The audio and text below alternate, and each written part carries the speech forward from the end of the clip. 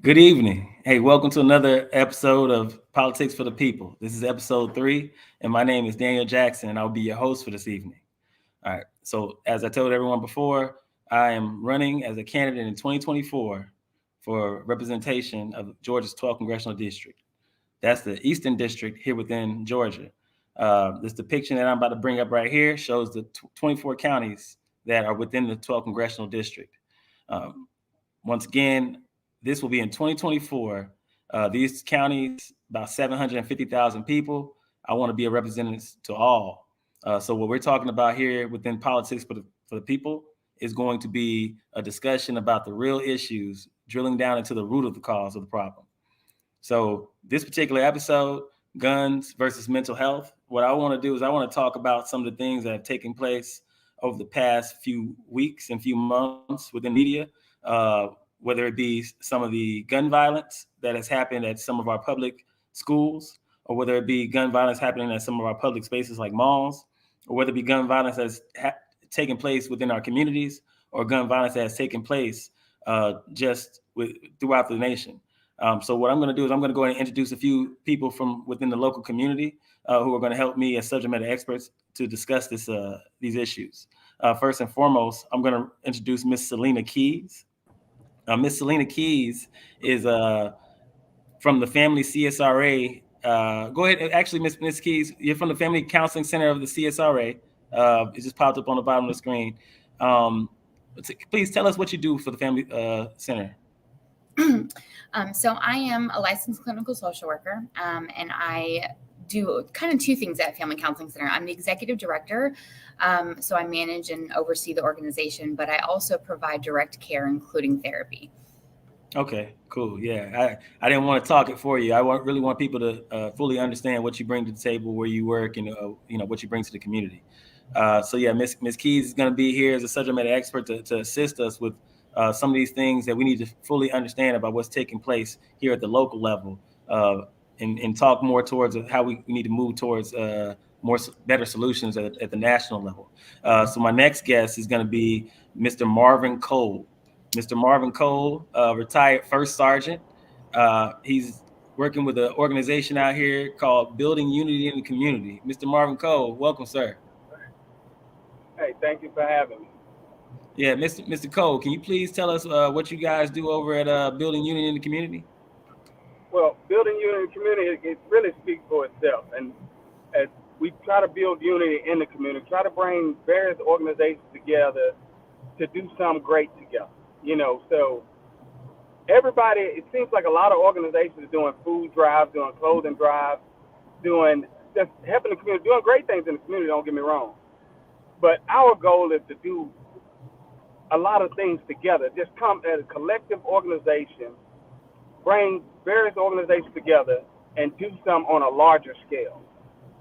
Each organization that, you get out, you help 50 or 100 people, but together we can help a whole lot more. Okay, I like that. I appreciate that. Yeah, so welcome to both of you. I appreciate both of you taking the time out to talk about this important issue. And really, I want to introduce this issue by saying the recent mass shooting that we saw taking place again here in the nation. There's been a lot of different calls for a lot of different solutions. In particular, the two that we heard President Joe Biden, utilizing the highest office in the nation, calling for gun restrictions, right? Reform the guns as far as who has access to them and how we secure them, right? So we've seen a lot of those laws passed across the nation, right, restricting those gun rights. But also on the other side of the equation, we have leaders that are calling for mental health reform, right, or bolstering resources to address the mental health crisis that the nation is currently being gripped by. Now, those are not the only two solutions.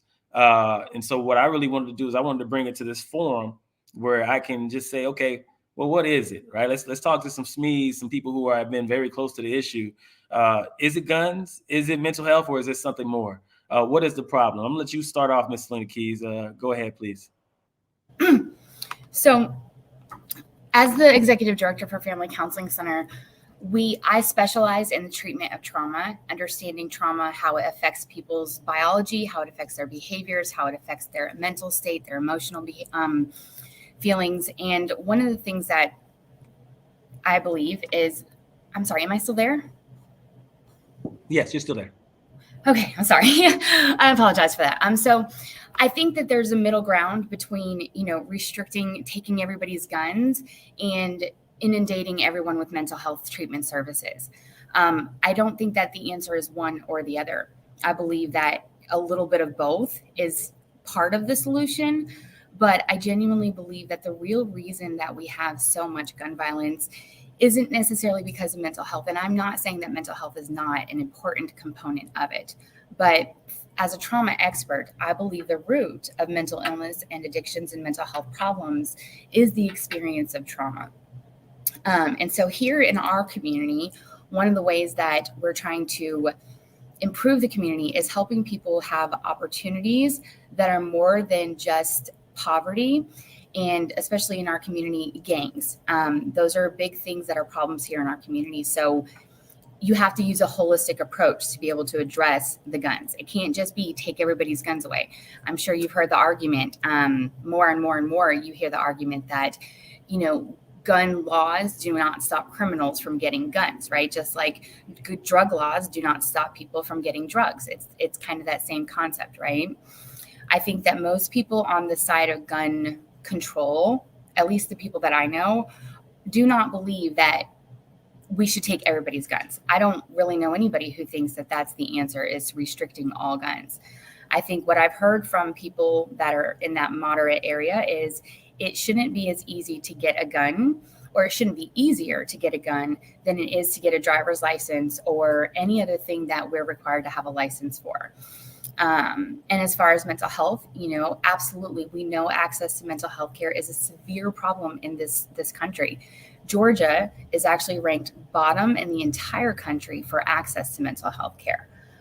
So they go together, laws, mental health services, and then what I call that community holistic support in the middle, I think is the overall solution. It's not black and white. It's not one or the other.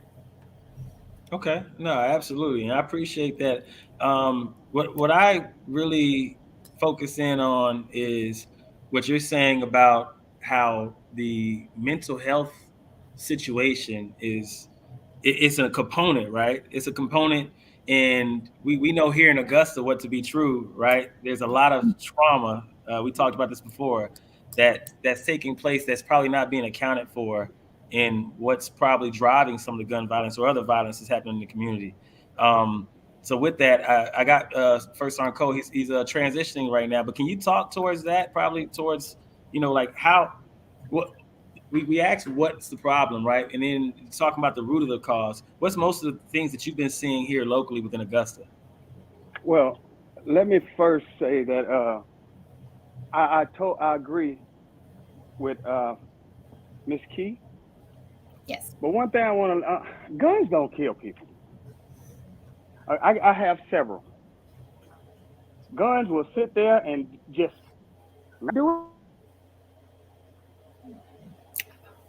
All right, we lost Mr. Cole. Hey, go ahead and pick it up, Yeah. Miss Keys. Oh, He's Go back. ahead. Yeah, go ahead, Miss Keys. Okay, sorry about that.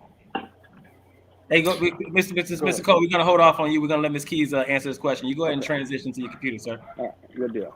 All right.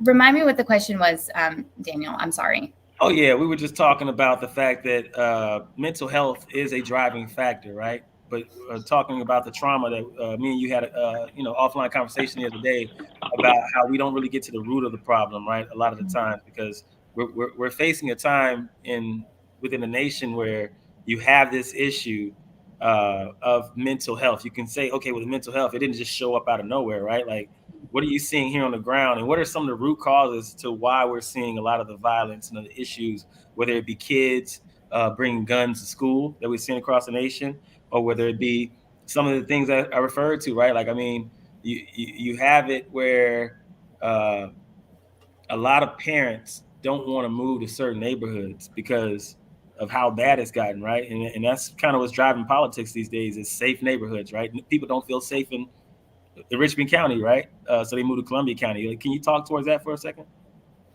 Yes, absolutely. So we were talking about trauma and how that's a cause, and one of the things that I want to talk about is, and you and I kind of talked about this the other day too, that when you're looking at the community of Augusta or the state of Georgia versus the country, the data here, the information here, the relevant statistics here don't necessarily reflect nationally what the data says. So we know that really nationally, 2/3 of gun homicides or gun deaths are actually because of suicide. And that isn't the same here in Augusta. The number one cause of death for children under the age of 18 in Augusta, Richmond County, is homicide. Okay. And we know that those homicides are primarily by guns. Okay. Well, I'm sure there may be some others that I'm not sure of, like guns, or excuse me, like knives, but there are primarily that issue is guns. So again, they really go hand in hand. Poverty is really, to me, the root. Poverty and lack of opportunity. And I heard Ricky Smiley say one time that you cannot police away and you cannot legalize away poverty. You can only opportunize away poverty. And I think for here in our community, that's one of the missing links.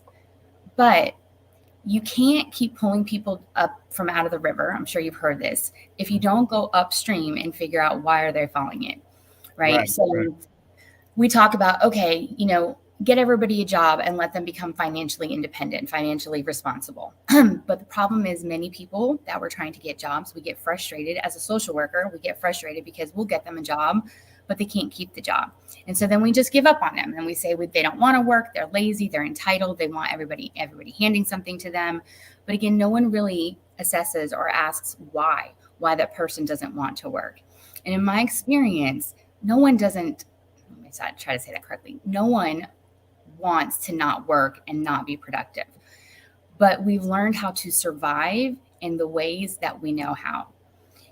We work in a local school here that is primarily Black, primarily in poverty. Okay, 98% Black and 96% in living in poverty. And truthfully, really about 100% are living in poverty. And every single one of those kids have had an impact by the gun violence and by the homicides in Augusta. Every one of them have lost either a cousin, a brother, an uncle, their sister, their moms, their dads, all of them, their best friends. And so every day, these kids, we're hearing things like they're afraid to walk to school. They're terrified that they're going to be the next ones that are shot. They do not know how they're going to survive or live until tomorrow. These are 13, 14, 15, and 16-year-old children who only know how to survive in the environments that they've been in. And what have they been shown? How to survive through violence, right?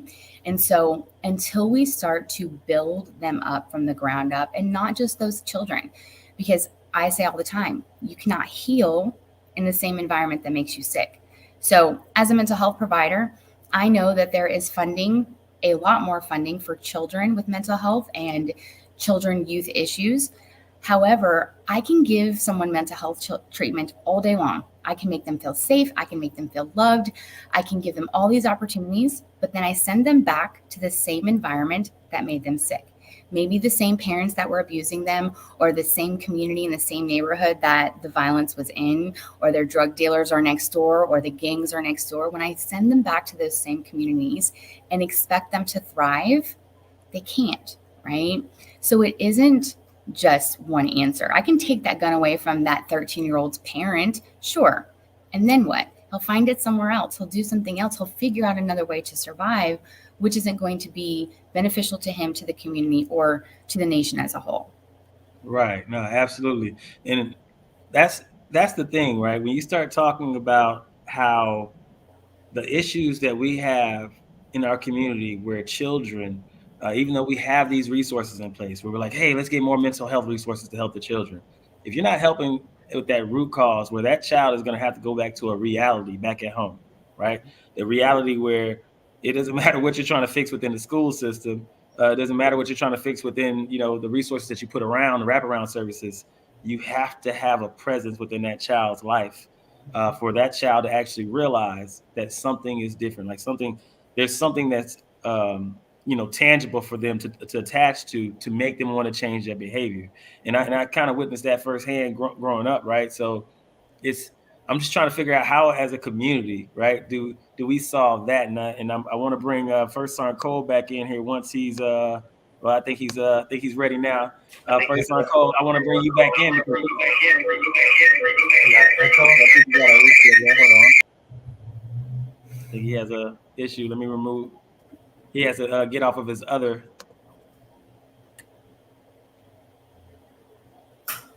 Okay, can you hear me now?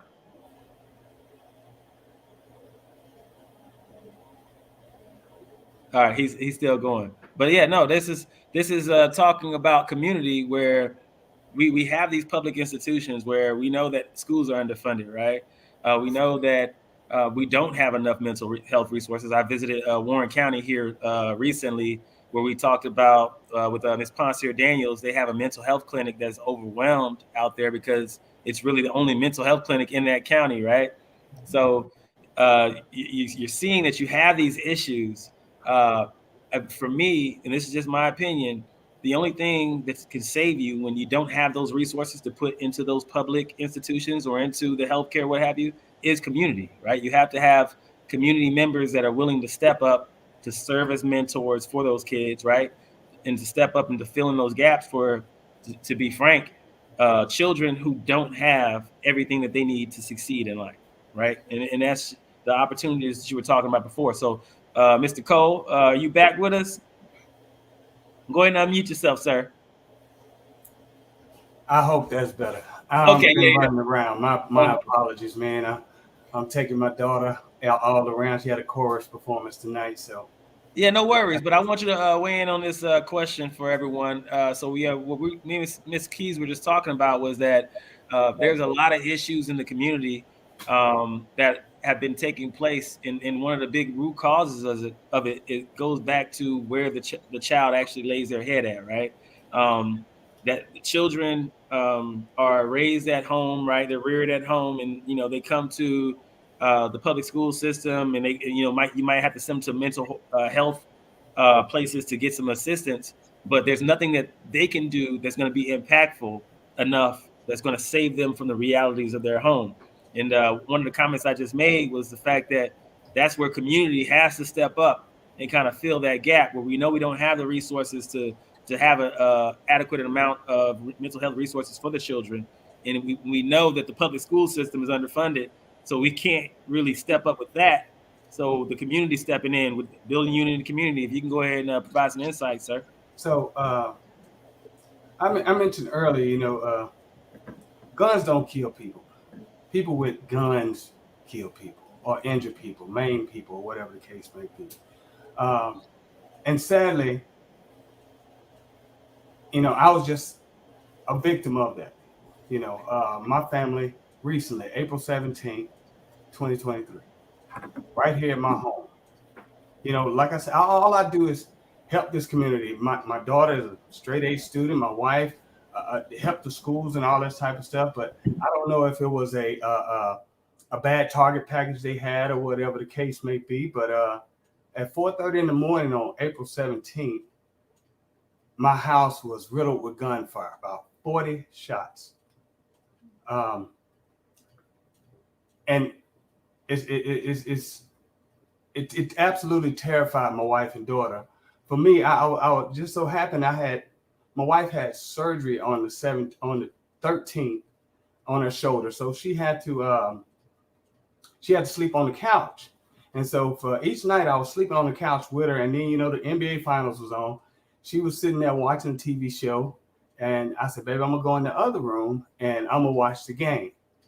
So on the first floor, went over there and watched the game, and I fell asleep. So 4:30 in the morning, and it's, I'm a soldier as well. I'm a former soldier. Well, I'm always a soldier for life. I've been to combat 5 times, and PTSD is real. And during this particular night, when I went to sleep, I was in my dream. I was back in Afghanistan,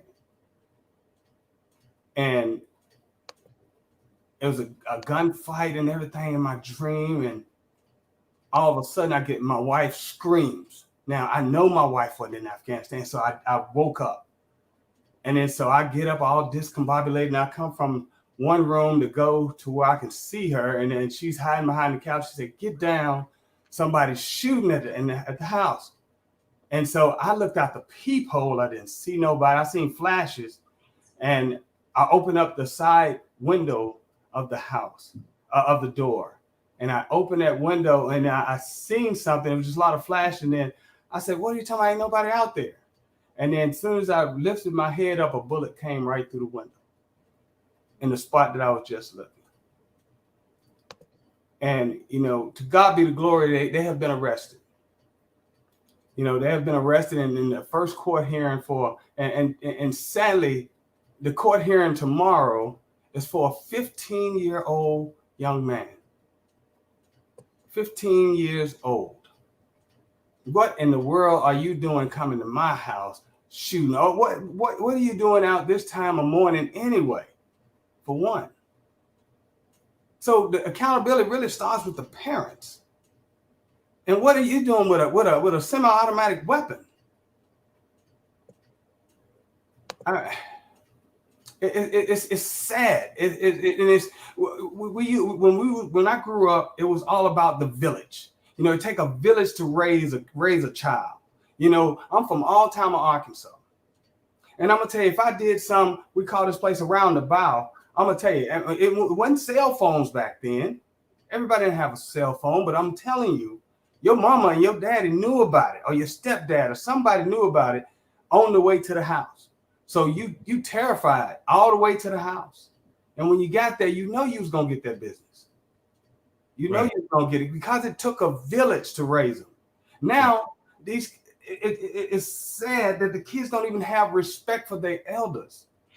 Right. And let me chime in on that one, because I really want to use that as a segue to what I really want to drive this conversation to, right? Because I think this is something that's been festering for a while. When we were younger, I'm not sure what age group y'all fall in, but I'm gonna tell y'all, I'm right there on the dirty 40, right? I'm right here, about to cross that threshold. And I'm an 80s baby. And in the 80s, we had what our parents considered a wild culture, right, as well, to their standards. And sometimes I started thinking, I'm like, okay, well, maybe we're over exaggerating with them, right? But I think so, right? Not only do I not think so, I'm sure of it. Because once you get to a point where you're so extreme that the culture, the norms in the culture, it's like, okay, in order to prove myself that I'm bigger and badder than you, I'm gonna shoot you. That wasn't widespread as it is now, right? And of course, you have the media covering it a lot more, so it's more people are more knowledgeable on it. But where do we go as a culture? Like, this is not sustainable, in my opinion, because if you continue to let this persist, where you have a young culture, right, that is. You can blame it on one thing, but as we're saying, like, it's not just the restrictions of guns. That's not going to fix it. It's not the mental health. It's not, taking away, rap music. Everybody tries to always point to hip hop, right? If we continue to let it fester and we don't address those root causes, in 20 years, what does our country look like? And if we don't want it to look like whatever you guys are about to tell me, how do we fix it? So I'm going to go ahead, Ms. Keys, go ahead and weigh in, please.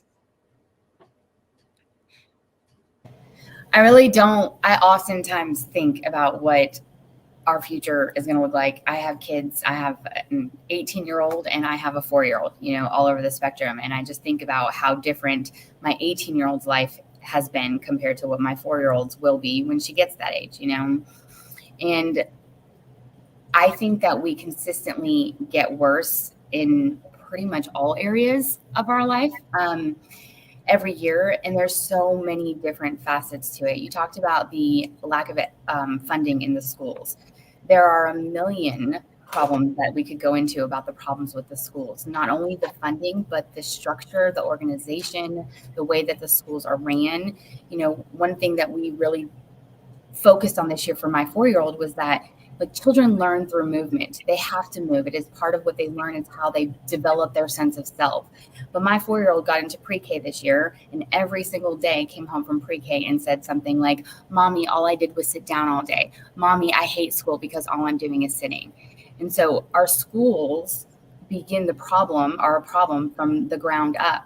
Funding is great. You can give them all the money in the world, but if they keep doing the same things that they're doing, we're not getting any better there. When it comes to the poverty, again, you can't just provide people the opportunities without understanding why they can't walk through the doors or complete the opportunities or fulfill the opportunities. Major said something about having, PTSD being real. Your story was really impactful, and I could see the impact that had on you. And I'm so sorry that you and your family had to go through that. But PTSD is real, and so are many other mental illnesses that are related to the trauma experience. And that's something that mental health hasn't all the way acknowledged, has not all the way accepted. When we talk about systems, the medical system is some of the medical system is one of the barriers for people getting genuine mental health treatment. There are a lot of systematic problems overall. I don't think, like I said, there's so many different parts of the puzzle that there isn't one solution. Can we fund schools? Yes, we should fund schools. We should also restructure our schools to meet the evidence of research, right? So when research tells us that, hey, when you do this, this happens, we should probably apply that research, right? Our schools don't, our country doesn't, our state most definitely does not. If we listened to what the research showed, we may be able to make changes all the way around. I'm sure you all know this, but the Dickey Amendment prevented the federal government in any way, shape, or form doing any research on gun violence, what causes it and what benefits it. Luckily, that's been changed. And so hopefully we start to see some real, not just me talking and giving you my opinion, but some real evidence of like what these causes are and what some of those solutions are. Okay, no, hey, definitely appreciate that insight, that perspective, I would say, because something that caught my attention, what you just said, was about how right now we don't have the schools to support, but then also we don't have the legislation, and that's what I'm big on. I really want to highlight this, that I come from the federal government for 20 years, right? I was in the federal government for 20 years. Just to get it, like a request to get supplies sometimes is a act of Congress. So things move a lot slower when it comes to legislation at all levels, right? Like it's not an overnight fix. So a lot of the times we're waiting, especially in the federal government, we're waiting for funding to be approved by legislation, right? You can see how that would be a problem, right? How things get outdated. So right now we have clear and clear and present issues in the community. And to sit there and wait for legislation to catch up with reality, you would be kind of, you're kind of setting yourself up for failure, because you're waiting on something to change from an elected official, where they have to go in and they have to negotiate and do all this other crazy stuff, instead of actually employing things at the local level. So I think there's a lot to unpack there. But what I really want to get to with Mr. Cole, I want you to weigh in on this, because we have a note here from Miss Angela Bacos. She says, hope, that's what's missing. And I think that's the resource that's most needed, because why bother trying to be different if you don't believe your difference will change anything? Just my opinion. Miss Angela, thank you for weighing in with that. Big shout out to the Resource Conference and everything you're doing for the community. First on, please weigh in on that. So I wholeheartedly agree with Ms. Keys, but once again, man, it starts at home. It starts at home. I know a lot of us in poverty. I mean, I grew up. You look up poverty in the dictionary, you may see my face.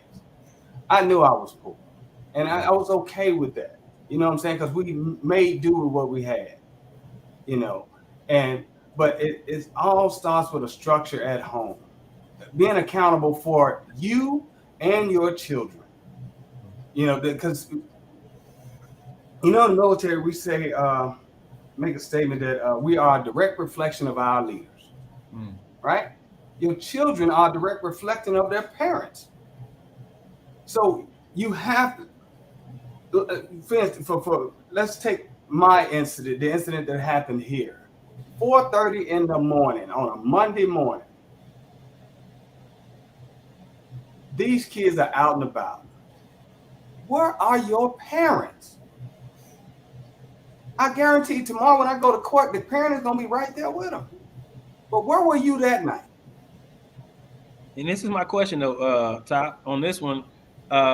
I think that that's a known problem, right? And then Ms. Keys can actually attest to this. I think it's a known problem that we have data on where a lot of these young folks, sometimes it's the parents that are working overtime, sometimes it's the parents that aren't even there, right? Like you have a lot of kids who have that lack that guidance, where the parents are there and they lack the ability to give them the guidance, or the parents aren't there.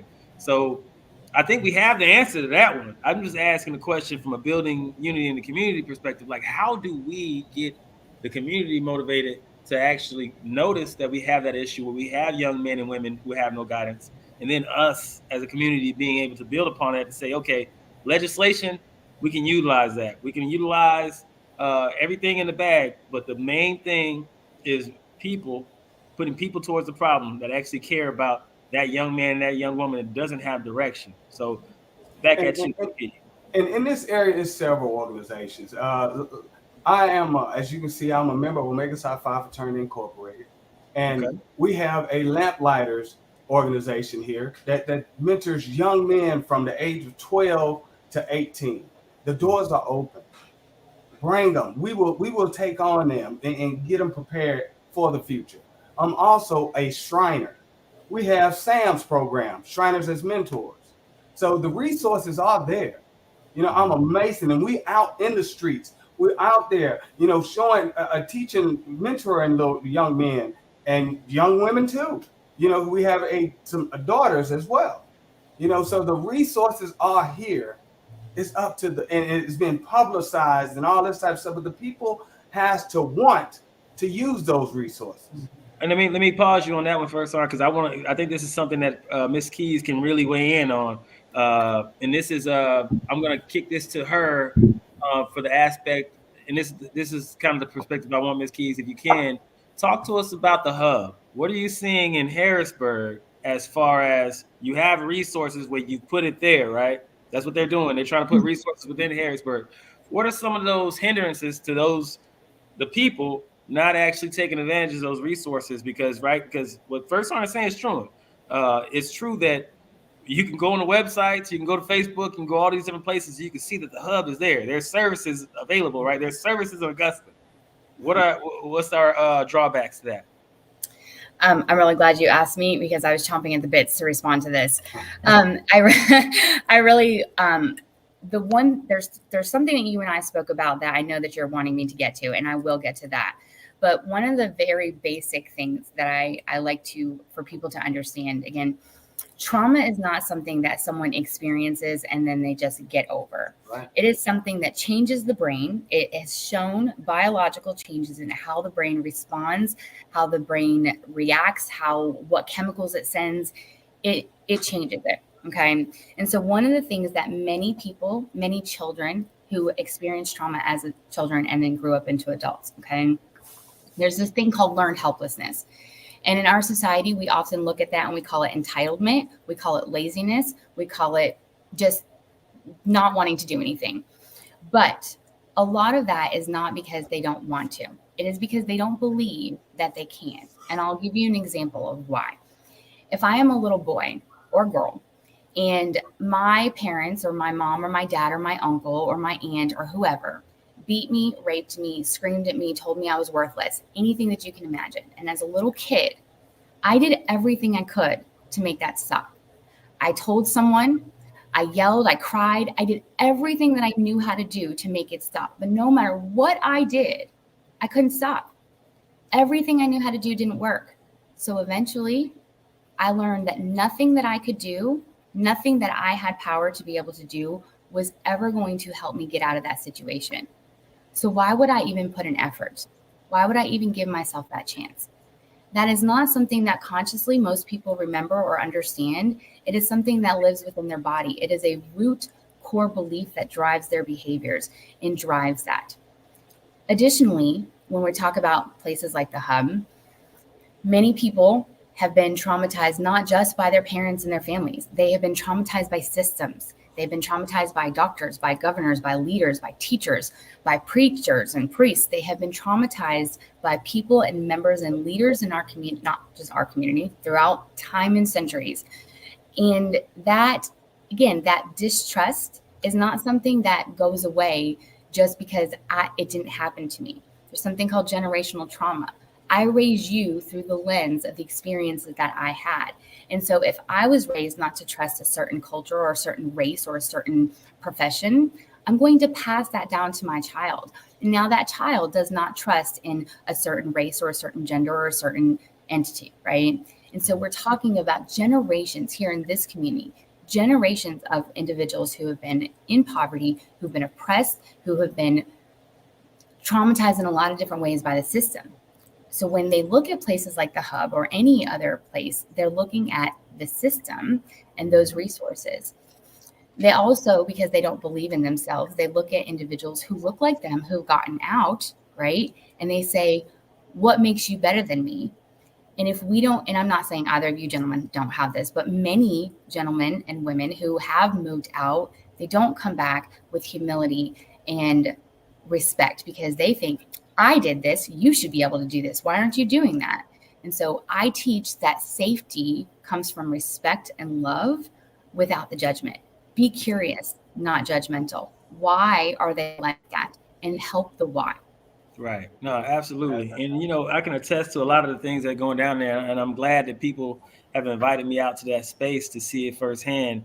Right now, we have a big muscle movement within the city, which is the Choice Neighborhood program that's taking place in Allen Homes, where it's a big task, right, from all sides, where the city of Augusta has to try to revitalize, the Allen Homes area, but they the way that they're doing it, they have to involve, of course, the HUD program, which is the federal level entity, and the distrust in the community. You can hear it in the discussions, right? So, with that, I'm going back to you first, Son Cole. We have these organizations, right? And this is one of my biggest complaints. Is like, for instance, you named some of the organizations that you're a part of, right? Which we all know to be true. And then, like, let's say downtown, there's one that I particularly love and enjoy, the Jesse Norman School of the Arts. And then we got Challenge Preparatory Academy. I got all these resources, right? They're not accessible to everyone, right? That's my thing. And me and my wife just had a real heartfelt discussion about some of these things that are great to the community, but my heartburn becomes, how do we make them accessible to everybody? If everybody looks at that program and says, man, you know what, it really helps, why can't we make it accessible? When I say accessible, don't put it within 2 miles walking distance, right? Don't do those things. How do we make the mentors and the resources accessible, really accessible to those kids? And one thing I can say about our organization, the organization that I'm a part of, we are accessible to everybody, no matter your race, creed, color. It don't even matter. If you're within those age parameters, come on in. We're more than welcome. But I understand what Ms. Keys is referring to as far as the environment. Because a lot of these kids, we get them in there. We get them in there. But one thing about it, they still have to return back to their homes. I mean, it's a great, they enjoy and they love life when they are away from that environment. But then they realize they have to go back. They look forward to coming back to us. And it's sad. I mean, drugs are penetrating a lot of neighborhoods and guns and everything. I'm gonna tell you, I'm also an information technology specialist. So we got to adapt to the changing world. We have to adapt to the times. We need to use resources. We getting bonuses and everything else. Forget the bonus. You know how to deter crime? Put it on camera. You put enough camera because you can catch them quick. Don't have all these front cameras up everywhere. A lot of these cameras are they just up there for show, not recording the thing. You put more of that information technology out there and let it capture it. And when they capture it, ain't no ifs, ands, or buts. If you did it, it's gonna deter a lot of crime. Because they was able to capture these guys so quickly mainly because of Fort Gordon cameras. They was able to get them because those cameras are operational. You put that technology out there. I mean, think about a lot of movies that we've watched from the time somebody committed a crime, they was able to trace them on every corner that they went to until they located them. They would be able to go right there and get them. Let's deter a lot of crime. If you reduce the crime, reduce the drugs and everything, I'm gonna tell you, families will start coming back together. And once upon a time, I'm gonna tell you, and especially it's more so, I gotta say, it more so affects the African American race. Because we're killing a lot of our own people. And I'm not saying that killing another race is no. Killing violence is violence. But the problem is we're doing it to ourselves. And once upon a time, in the 1950s, J. Edgar Hoover said his biggest threat, his biggest fear was for African Americans to ever unite. Think about that for a second. If we ever unite and got on one accord, I'm going to tell you, we can lift up, we can rise up, and we can reach that mountaintop as King spoke about. We can do that together, but we have to be, building unity. When I talk about building unity, when we build unity, in turn, it will bring harmony. Can I jump in real quick first? I'm sorry. Because I want to talk towards that, but I want to talk towards the actual numbers of it, right? Because right now, Richmond County, we're sitting around 210,000 people. And for me, what I understand to be true, just moving around the city, is that we don't have enough resources, right? And I want to be able to agree that even if we put the cameras up, right, to be able to capture crime, that is another factor, right? That's another factor that we should be able to do to deter crime, and it could be something that helps in the overall scheme of things. But the drill down to it becomes, I got a lot of young folks that are all over the city where they just don't have the tutelage, the guidance to be better, right? You know how the old saying says, if you know better, you do better. Right. If your environment leads you to believe that the norm is not the right thing, right? Or the right thing, or doing the wrong thing is the norm, right? Like, I can be a child and I grow up and I say, oh, there's nothing wrong with slapping that female. Everybody else around me does it. If once again, that's a crime, right? Even stealing, right, is a crime. But if I normalize it in my community, what you're doing is you might be capturing a child who is a product of their environment. And so going back to that, what Ms. Keys was saying, that's why I say I really want to drill down to the root of the cause, because I think putting cameras up is just going to showcase the fact that you have a lot of kids who have lack of guidance again, right? That's all you're doing. It's like, hey, you got a bunch of people out here that don't have guidance. So I want to go back to that. And what I really want to do, I'm sorry. Go ahead, bro. I'm sorry. Yeah, no. What I really want to do is I want to utilize your first sergeant background from an organizational standpoint, because one of the things that you guys were charged with was organizing or actually being able to integrate 17 and 18-year-olds into a military, right, with a standard. And that's going back to the population with Richmond County. That's our issue, right? We have 200,000 people where you have parents at home that are very individualized, right? They're like, hey, what happens in my house is my house. I don't have to meet no standards, but I send children who are a product of my household to a school system or what have you, a community, and now you have your issue. So go ahead and weigh in on that real quick first, Sergeant, of how do you organize that from, your standpoint? When I said about the camera, because a lot of kids, well, we all know that we look up to people, right? We look up to people. So a lot of those people that are out there committing those crimes is older and all that type of stuff. That can't be stricter on punishment. Quit being so lenient, because a lot of these, I'm gonna tell you, man, a lot of these folks want to go, don't care about the police. The police don't scare them at all, because they if they go to jail, they know they're gonna be released soon. It was 6 months, 9 months, or whatever, they're gonna be right back out and back in the same area doing the same stuff. Right? Be a little bit stricter on punishment. Okay. Well, I'm all for it. Let me give me. Go ahead. No. I was getting your position right there, but I wanted Ms. Keys to be able to weigh in, because I think there's two sides to the discussion that she's been waiting to get to. How would you know that? Yeah, I'm looking at her face, but no, let's go ahead. I'm gonna let her go, and then I'm gonna let you get back. Okay. I really, again, I think that Marvin's bringing up a lot of great things that I'm excited to talk on. Again, when we talk about earlier, I said learning and understanding the research and the evidence. Okay. We have known for years and years and years and years and years and years and years and years that jail and prison, it doesn't work. It's not going to work. It hasn't ever worked. It will never work.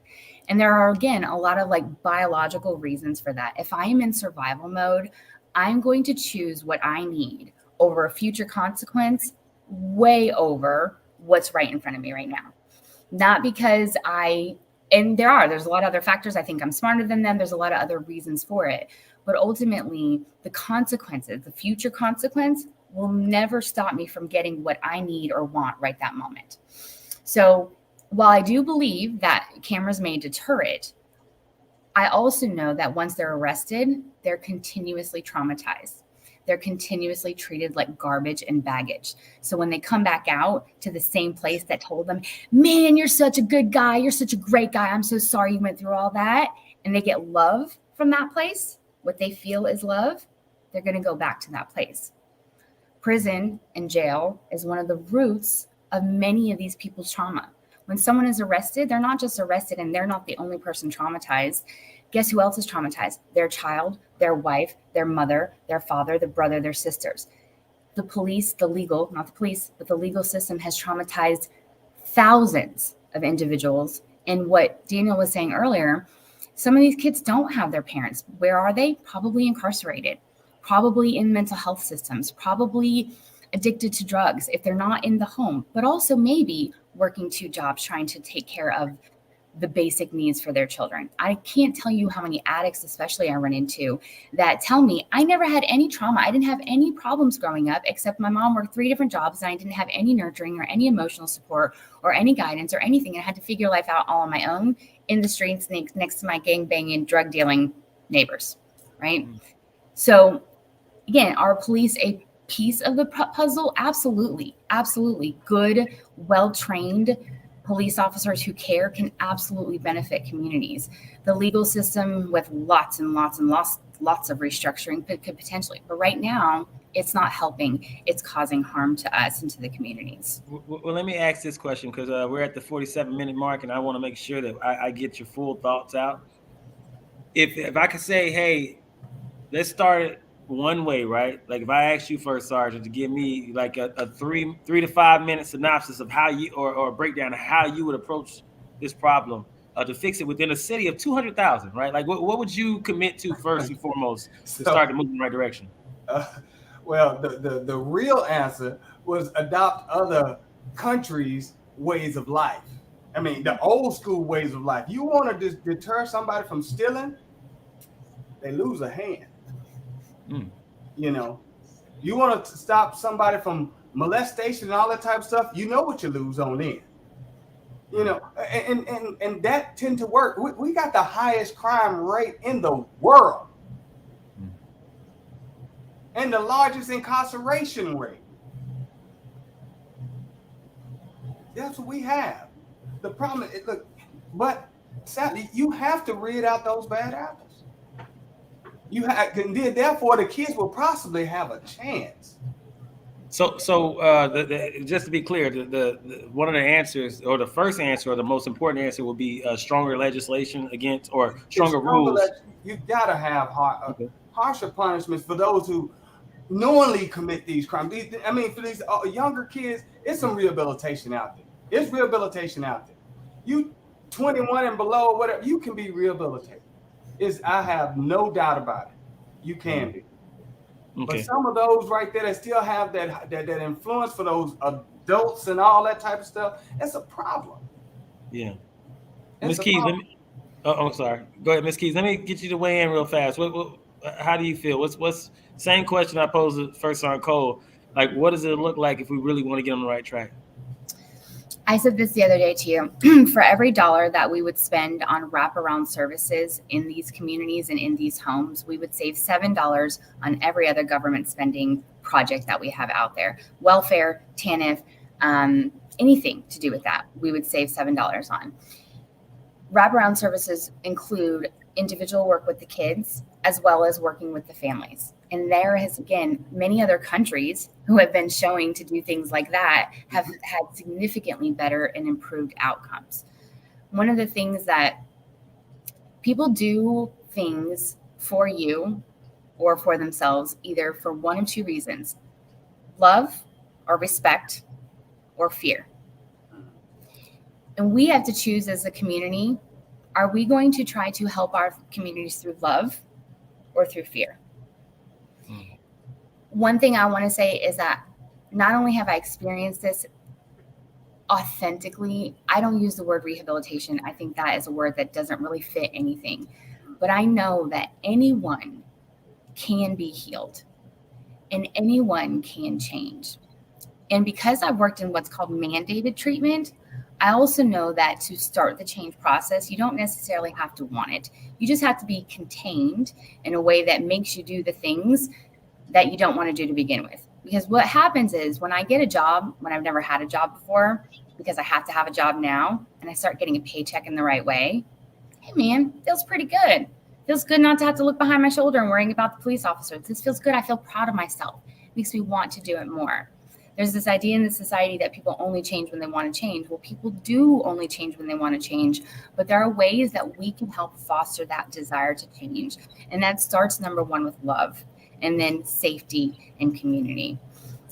So I think wraparound services from trained professionals and organizations that care about quality, not quantity, is really the answer. You know, I think the community partnerships with police officers and law enforcement and mental health providers and community resource providers, those are really important. I say all of the time, of all of the agencies in this community that work in the nonprofit world, every single one of them work with people with mental health problems. And probably 3% of them have either mental health training or any mental health professionals on their staff, right? Yeah. That collaboration, that understanding of, again, there's a lot of things that we experience and believe to be true because of our experiences, but our experiences are not always the truth. The same thing that we can tell those kids in that community, just because you've had that experience of normalcy with the violence doesn't mean that that's the way it really is, you know? And so having training and having more than just your experiences to guide your decisions and processes and policies and procedures, it has to happen. There's a lot of good people trying to do good work without the foundation of knowing what to do and how to do it. Right. Okay. So appreciate that input. What I want to do, just so we can get your final words, but at the same time, I want you guys to highlight some of the things that you're doing in the community. Selena, I'm gonna let you go first. Final words, whatever you want the audience to know. Please keep it within 2 minutes, and then also we're gonna highlight the fact that you are working over the contact information, right? That you're working over here at the Family Counseling Center, the CSRA. Please, Ms. Selena Keys, go ahead. 2 minutes. I'm just gonna make it quick. I think that the solution to guns and violence is be curious, not judgmental. Try to find out the reasons why and start addressing the reasons why. Family Counseling Center is a nonprofit here in Augusta. We provide comprehensive mental health care regardless of your ability to pay. So even if you cannot afford counseling, even if you do not have insurance, Family Counseling Center offers care for you. We are a trauma-informed and trauma-focused agency. We believe in holistic healing. And so we use exercises and interventions that are not necessarily from that medical perspective. We do things like movement. We have equine therapy. We use art therapy and music therapy. And we connect people to community resources so that they get all of their needs met, not just their mental health needs met. Mind, body, and spirit all the way around. We think holistically. So that's us. We can be reached at 706-868-5011. And my email address is on the screen if you'd like to reach out to me. Awesome. I appreciate that. Now, Mr. Cole, I'm gonna let you weigh in, of course, on what Ms. Keys she ended on, and I want you to really get into exactly what you got going on in the community as well. Go ahead, sir. So the holistic approach is wonderful, and I know it works. But first, we have to rid out those older bad apples. We have to get them under control. Get them away from those this young generation, so they can grow the right way. They can heal, as Miss Keys spoke. And I'm gonna tell you, as long as they got those bad influences out there, it's gonna continue to be the way it is. And matter of fact, I fear that it's gonna get even worse. But if we rid out those bad apples, we can possibly start working together and moving forward as a United States, as a greater Augusta, you know. But I'm with Building Unity in the Community, Omega Psi Phi Fraternity Incorporated. We have the Lamplighters organization with us from ages 12 to 18. If you have a young man that out there that want to do something different, want to better themselves, we welcome them with open arms. Also, I'm with the Shriners, Stoken Temple number 22, Shriners. We have the SAMS program. We're here for you. And guess what? There's no age limit. No age limits. You want to do something better, we're here for you. And you can reach me 706-814-9866 or marvintcole@gmail.com or marvincole@buildingunity.org. Awesome. Hey, I appreciate that, First Sergeant. Hey, so with that, I want to thank both of you for attending this podcast presentation. I think this is an awesome conversation.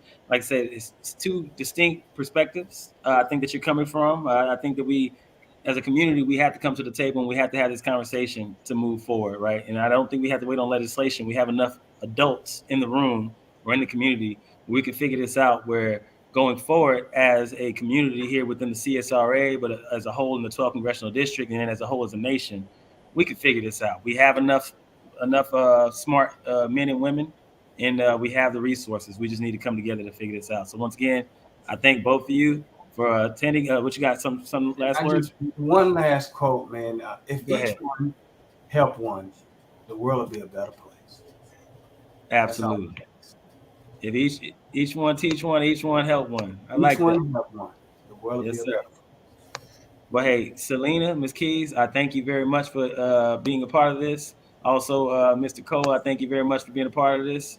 I truly appreciate y'all. Love y'all, and we'll talk to y'all later on. I'll be reaching out to you, Miss Keys. Nice to meet you guys. Yes. Have a great evening. Yes. Thanks for having me. Thank you. All right, so hey, everybody, I thank you once again for tapping in for this conversation. This has been another episode of Politics for the People, episode 3.